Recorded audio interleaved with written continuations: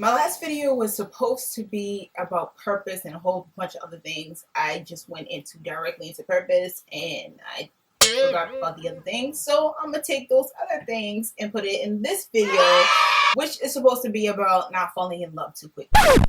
And what I mean about not falling in love too quickly is that we tend to, as people, especially of the female species, we tend to take infatuation and turn it into love because it's an intense feeling. And I know for myself, I have experienced this where I'll find someone that we have a lot of things in common, especially mentally, intellectually, and then that turned into something like love, and it's really infatuation. And by like the third week to a month, it fizzles down, and I'm just like, I'm kind of over it. And I tend to see this with a lot of women, that we misconstrue like intense feelings, infatuation for love. And then because of that intense feeling, it's like a high, you're always chasing that first high, you're chasing that first spark of intense infatuation. And I want to put out this video where it's like, don't fall in love too quickly. Don't force something that's not there. Don't put yourself too into a relationship, too into a person where you lose yourself, where you're chasing that high and you're neglecting your self-respect. You're neglecting your integrity. You're neglecting who you are as a person, your family, your friends, because you want this person and you want it the way you want it. And as women, we tend to have this thinking as if what I think is actually reality. So if I pursue it, if I force it, if I change myself for this person or for this relationship, then it will be the way I want it to be. And a lot of girls end up getting really they end up in a lot of serious situations where their mental state is not right because they've been chasing something, usually a guy, and putting that guy in a situation where he is the end all be all, and when he falls short, and he will, because everybody does, everybody will disappoint you at least once in your life, and you started thinking about like all the devastation in the world that can't compare to your situation because it's the worst. And I'm like, no, it's not the worst. And you should not put someone in a position where their disappointment could hurt you that badly, you know? In the sense of, we're all going to disappoint somebody at least once. And you should never put that person or regard that person as just perfect, because no one's perfect. When they don't achieve that perfection that you want, all of a sudden you hate that person, or you hate that they disappointed you, or you turn that hate and you invert it into yourself. And it's not healthy. It's not right. And I feel like with a lot of young girls, because I see this too many times, where a lot of young girls are chasing a fantasy that's in their head, and they're thinking the more they can manipulate the guy, they can force what's in their head to be the reality. And the more they do that, the more depressed they are, the more angry they are, the more lost in their thoughts they are, and they have a real disconnect with reality, and they get really emotionally attached. And I want to put out this video where it's like, don't fall in love too quickly. Take it a day at a time. Take it for what it is. Not what you want it to be, not how you think it should be, not in the future, but what it is right now. When you are able to stay in the right now, it's easier for you to distinguish between manipulation,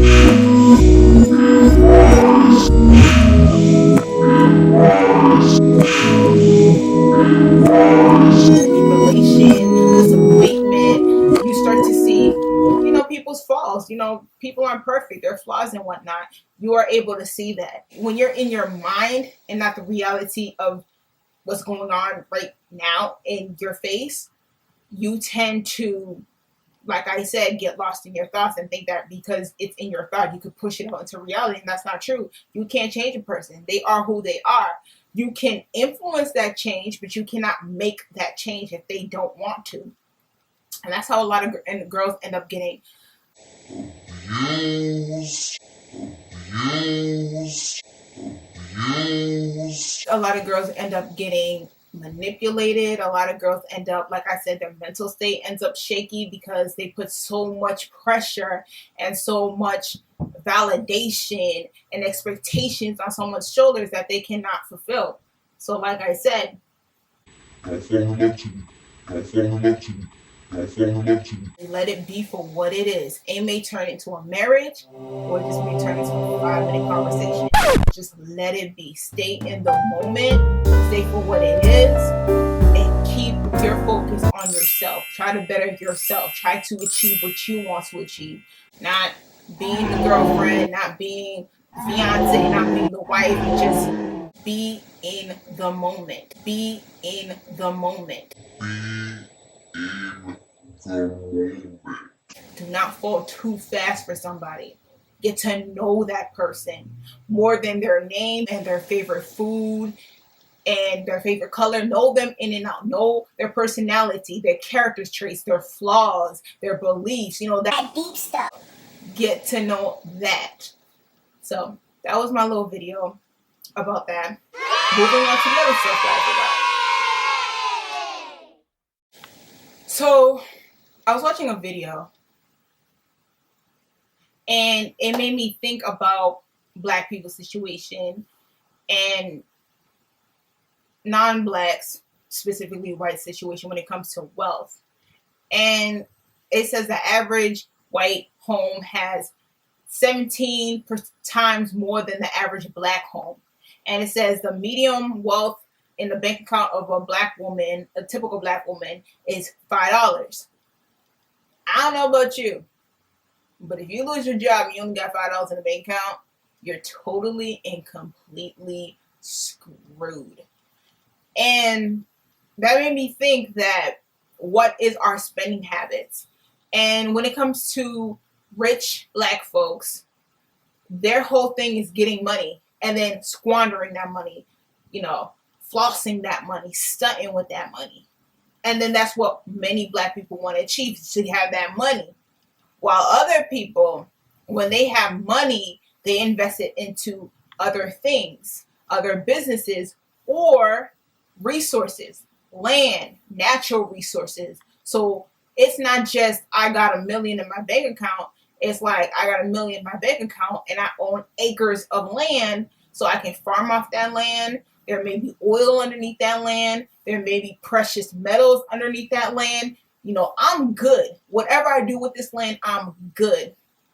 And a lot of Black people don't understand that concept, because most Black people understand, get this money so you can live good. And then, if you got haters, and floss on them haters. And that's what it is. Where other people understand that you get this money so you can get this power, and then you can have this influence. And whatever you have from that money, from that power, you pass down to the next generation. And for Black people, ain't nobody wants your platform, your nice shoes, your bell bottoms, your gator shoes. Ain't nobody wants your old worn out church hats. Ain't nobody want that. And rightfully so. No one wants hand-me-downs. So other people are like, here's my business, here's my property. I founded this oil underneath this land. I need you to extract this oil, turn this oil into something that generates money in your hand. This is what you inherit. Where Black people, if it's not money that these kids are getting, they're getting nothing. And with that being said, it leaves an impact, because if Blacks who started in this country off of slavery, dirt poor and abused, now 17 times less likely to have what is in the typical white home, the last thing we need to be doing is feeding into consumerism, especially if you don't own that. That video and another video, I think in Dr. Vorce's channel, about generational wealth and power and money and whatnot, I made a quote like, I typically write my quotes on my laptop, so that's what I describe. The rich purchase land and the poor purchase consumer goods. They're looking for power. We're looking to floss. And it's just so true. Like the typical black home, even if you're dirt poor, you have to have the latest. Like you can't be walking around with scuffed Air Force Ones. Like that's not cool. You can't be walking around with worn out hand-me-downs. That's not cool. I know white folks who have abundance of money in their bank account and they look totally scrubbish, and you would never know because they look scrubbish. If you're going to judge by their appearance, then you're like, oh, they ain't got no money. And come to find out, they have a lot of money. They have a lot of investments. Whereas black people, we wear our money on our clothes, on our material things, on our objects. White people, they spend their money on things that matter. And you see the difference within what's coming into the household, what's the value, what's the amount, who's inheriting what. And that's something as black people we need to pay extremely attention to and change. Because if my generation is going to inherit dust overall, and my generation continues the patterns of the generations before, then when I have kids, what are they going to inherit? Dust times 12? And that's what we as blacks need to be very mindful about, is that it's a lot out there that you need to be aware of than just being a good parent. Like I think a lot of black people think that if my kid is not in prison, if my kid graduates high school, if my kid is not in the gang, and my kid knows the Bible, then I have been doing my work as a parent. And I'm like, no, you also have to teach your children about the economy, how to survive, learning how to juggle a bank account, investing. Like you need to do more than just the basics. And I think a lot of black parents think that because their children have the basic necessities, then they have done right as a parent. And I'm like, if your kids do not have the same information, the same knowledge, the same access that other kids have, then you have initially failed. Yeah, you have failed. And you see this all the time with black kids where they don't have the opportunities that other kids have. And you know what these opportunities were because when you were a kid, you weren't able to enter and have these opportunities. But then you act like you don't know once you have kids and you don't change that predicament and then be on some, well, you know, I tried my best. I gave you the Bible. I made sure you had a roof over your head, clothes on your back, food in your stomach, and you should be appreciative. And I'm like, but if that child is not able to successfully employ themselves by having their own business, and not just having their own business, but they could live if it's not jumping off right away. They have inherited businesses, land, even resources. Now, I'm not saying that they're going to turn around and be the president of BP or anything, but what I am saying is that you have to prepare your kids where they're good. They're good when they're babies. They're good when they're toddlers. They're good when they're teenagers. They're good when they're adolescents. I think a lot of people think as soon as you turn 18, you know, find your way. You're an adult now. And I'm like, your children are always going to need mentorship. Your children are always going to need guidance. Your children are always going to need advice. Children don't know everything once they turn 18. It is your priority as a parent to make sure that your children are good. And if you haven't done that, then you have half succeeded as a parent. Like, yeah, your kid's not in the gang, and yeah, your kid is not starving in the streets, and yeah, your kid is not a thief or anything, but your kid can't survive in this economy. So what have you done? You made them a good employee until someone doesn't want to employ them. Then what?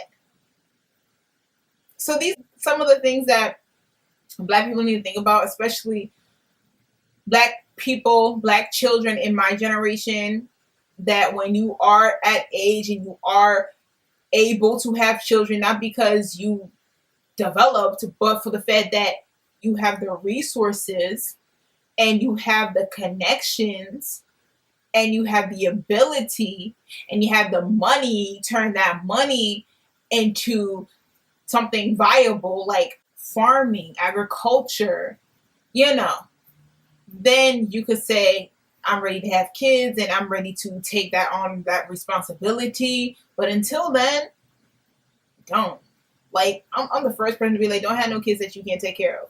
Because there are enough kids out in the world who had parents who just basically said, you know, I'm developed, I'm in heat, let's just do it, had them and said, well, you know, figure it out, you know, hey. And that's wrong. That's very treacherous to have children and not prepare them for the world that they're going to live in. That's wrong. And throwing it up to your religion and your prophet or whatever is wrong. Last time I checked, Jesus has not came back and guided anybody and saved anybody or none of that. People use Jesus' name in vain so many times, it's not even funny. So, have the kids, take care of your kids, and make sure that your children can not only just live, but they thrive. And lastly, what I want to talk about, Flint, Michigan. How can anybody like dismiss Flint or not even touch on that? What's going on in Flint? I was thinking about this after I took a shower. I have like the deepest thoughts either at night or in the shower. But I was thinking about this and I'm like, where I live is a very,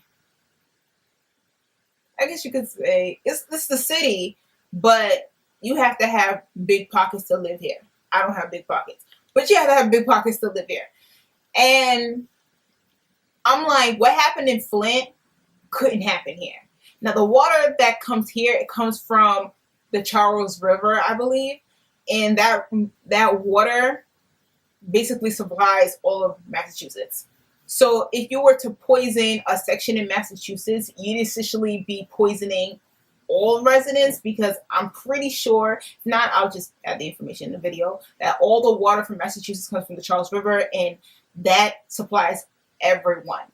So I'm like, where I live, if they were to poison the water and they want to say, let's say someone from Mattapan, or let's say people from Mattapan or people from Dorchester, that's the lower income part of the metro Boston area, then you would be essentially poisoning the poor, and you could be on some Flint, Michigan stuff where Rick Snyder's like, not my problem.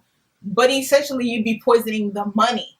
Where I live is the money. You got the big universities, you got the smarty arties. If you poison the water, you'd be poisoning the money, and no one wants to lose the money. And if you're a part of the money and you're smarty arty and you go to one of these big universities, then I guess you could feel somewhat safe because you would not be harmed. And that's how essentially you're viewed as, the money. But I was thinking about that, like, and I made a Facebook post about this maybe 2 days ago, maybe Tuesday. I was like, what happened in Flint, Michigan? Could it happen in your hometown? And are you prepared for it? And no one commented. But I was thinking about that. Does the average person, especially if you live in a predominantly black area, could you say what happened in Flint, Michigan couldn't happen to me? Where, like I said, where I live, the situation is the poor and the rich are getting the same water? Or would it be a situation where it's like, if it does happen to me, I'd be screwed, or I would have to learn how to purify the water because I don't have any insight on that? Like, could you survive that? Or could you curve that? And I think most people, not even just black people, most people don't know. Most people don't know about water purification. Most people don't know how you get water, how you filter water. People don't know that because it's like, I turn on the faucet and then comes water. Where other countries, you got to search for water. You walk miles for water. You carry water on your head. You know, you got to get jugs of water. It's an art. It's a skill. It's a workout to get water. Where in the United States, you just water. And that's just initially it. But I'm like, what happened in Flint, Michigan could happen anywhere.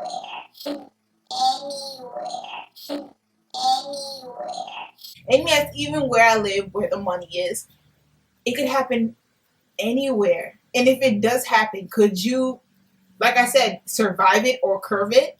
And I don't think most people could. I don't think people here could.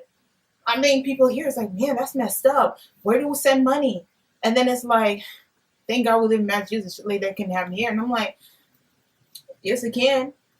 Boston Marathon happened here. And I'm not saying that is the equivalent to what happened in Flint, but I do both think they are a terrorist act. I mean, if you knew the water was dirty, you knew the water wasn't good, and you still pump it, and then it looks golden brown and you still have the audacity to tell people drink it, it's okay. I'd put some in your coffee and be like, it's okay. I mean, total disrespect. And it's going to affect, it has already killed people. It's already affected the old, the young, people's hair falling out, they getting skin rashes. And I'm like, so you're going to put him in prison, right? Because that's an act of terrorism. Who does that? Who does that? And then be like, the water is so bad, it's eroding the metal within the water system. If it's messing up the metal that transports the water, what do you think they're doing to people's insides? And I'm like, that's just crazy. And I mean we, not just people from Flint, but just in the United States. That's the government we live in. Like, what if they decided to do what happened in Flint everywhere? What if they decided to put stuff in our food? Worse things than GMO fruits and vegetables and whatnot. What if you just don't know? Vaccinations have poisons. You just don't know. And just to take on that fact is to take on the, well, they wouldn't or they couldn't, and morally it's wrong. I'm like, look, there's a lot of things that is morally wrong that people do every single day. They could either wash it with religion or act like it didn't happen on some like serial killer disconnect, or basically they just be like, I don't care. That morale chip, that empathy chip, you shouldn't really rely on that heavily because a lot of people can turn it on and turn it off. And I actually did make a blog post about this, let's say 2 days ago, about being self-sufficient, why you need to be self-sufficient. I think it's called self-sufficient, but why you need to be self-sufficient, especially as Black people, because if they're going to attack anybody first, it's going to be our asses. Because they have been doing it since the time Columbus hit Caribbean shores. If they're going to attack anybody first, it's going to be Black people. So if anybody who needs to be hyper vigilant, who needs to get everything down pat, who needs to know how systems are worked, how to put it together, how to do agriculture, how to extract water and all that good stuff, it would be Black people. But the average Black person not thinking about that because we really think that times have changed even though our sons are being gunned down, or we think they wouldn't do that. I'm like, yeah. You just couldn't put too much confidence in the same country that said it was okay for other people to own you. Like, you just can't put too much confidence in that country. That country that has no problem speaking out of both sides of his mouth. You just can't. But that's my video. I don't know. I guess I might end up doing more videos like this where it's more topics in one video. Who knows? That's what I wanted to talk about to wrap up, because I need to get these videos out because, like you should know, I do videos Tuesdays and Thursdays. Today's Thursday, and I had to put something out there because that's just what I'm doing right now. And check out my blog. Check out my website. Like I said, I have a free ebook called Straight from the Dome. Get it from my website. I'll put the information in this video. Also, make sure that you watch out for my ebook coming out on Valentine's Day. That would be February 14th. Called Memoirs of a Forgotten Child. All that information is on my website. So come through. Let's talk. Blase, blase. And that's the end of my video. So comment, rate, subscribe. Tell me what you think about this video. Do you think it was trite for the government, for Michigan, for the governor to do something like that? And then just be like, really? So tell me what you think. Are you prepared? Are you prepared if something like this was going to happen to you? What would you be able to do? Let me know in the comments below. And yeah, I'm out.